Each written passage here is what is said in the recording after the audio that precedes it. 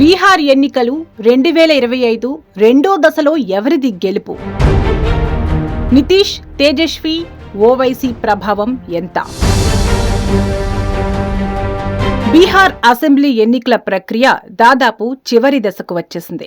మొదటి దశ ఓటింగ్ జరిగి ఇప్పుడు రెండో దశ సిద్ధంగా ఉంది. నవంబర్ 11న 122 సీట్లకు పోలింగ్ జరగనుంది. ఈ నేపథ్యంలో ప్రధాన పార్టీలైన ఎన్డీఏ, మహాకూటమి మధ్య గట్టి పోటీ నెలకొంది. ఈ క్రమంలో రెండో దశలో నితీష్ కుమార్, తేజస్వి యాదవ్, అసదుద్దీన్ ఓవైసీ ప్రభావం ఎంత?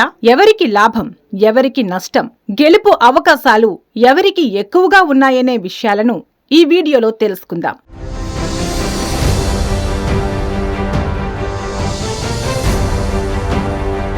మొదటి దశ తర్వాత ఇప్పుడు 18 జిల్లాల్లో 122 సీట్లకు ఓటింగ్ జరగనుంది. 1302 మంది అభ్యర్థుల భవితవ్యం ఈ దశలో తేలనుంది. ఇదే సమయంలో 2020లో బీజేపీ 42 సీట్లు గెలిచింది. అప్పుడు జేడీయూ కేవలం 20, జితన్ రామ్ మాంఝీ పార్టీ 4 సీట్లు మాత్రమే గెలుచుకుంది. మహాకూటమిలో ఆర్జేడీ 33, కాంగ్రెస్ 11, సిపిఐ-ఎంఎల్ 5, బీఎస్పీ 1 సీట్లు మాత్రమే దక్కించుకున్నాయి. కానీ ఓవైసీ పార్టీ మాత్రం ఏకంగా 5 సీట్లు గెలుచుకుని అందరినీ ఆశ్చర్యపరిచింది. ఈ నేపథ్యంలో ప్రస్తుతం ఎన్డీఏ తన సీట్లను నిలుపుకోవడం సవాలని చెప్పుకోవచ్చు.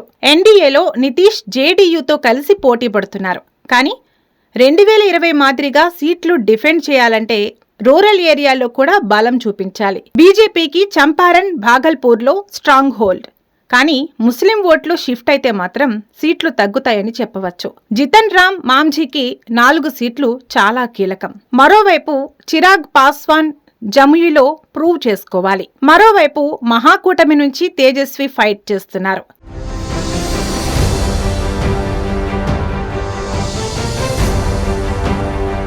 ముప్పై 33 సీట్ల కంటే ఎక్కువగా గెలవాలని చూస్తున్నారు. కానీ కాంగ్రెస్ కి కేవలం 11 సీట్లు మాత్రమే ఇచ్చారు. మొత్తంగా మహాకూటమి అధికారంలోకి రావాలంటే ఈ దశలో సత్తా చాటాలి. ఇక ఓవైసీ పార్టీ 2020లో 5 సీట్లు గెలిచి అందరికీ షాక్ ఇచ్చింది. ఇప్పుడు కూడా సీమాంచల్, కిషన్గంజ్లో ముస్లిం ఓట్లు స్ప్లిట్ చేస్తారా? ఓవైసీ విశ్వసనీయత కాపాడుకుంటారా అనేది చూడాలి. ఈ దశలో ఎవరికి లాభమని చూస్తే బీజేపీ 42 సీట్లు డిఫెండ్ చేస్తే మెజారిటీ వస్తుంది. నితీష్ మళ్లీ వచ్చేస్తాడు. ఇక మహాకూటమి విషయానికి వస్తే తేజస్వి యాదవ్ 40కి పైగా సీట్లు గెలుచుకుంటే సేఫ్. లేదంటే మళ్లీ కష్టాలు తప్పవు.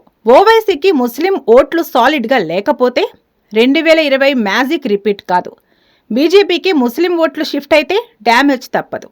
మొత్తంగా ఈ దశలో ఎన్డీఏ వర్సెస్ మహాకూటమి మధ్య ప్రతి సీటు కోసం కూడా గట్టి పోటీ ఉన్నట్లు తెలుస్తోంది.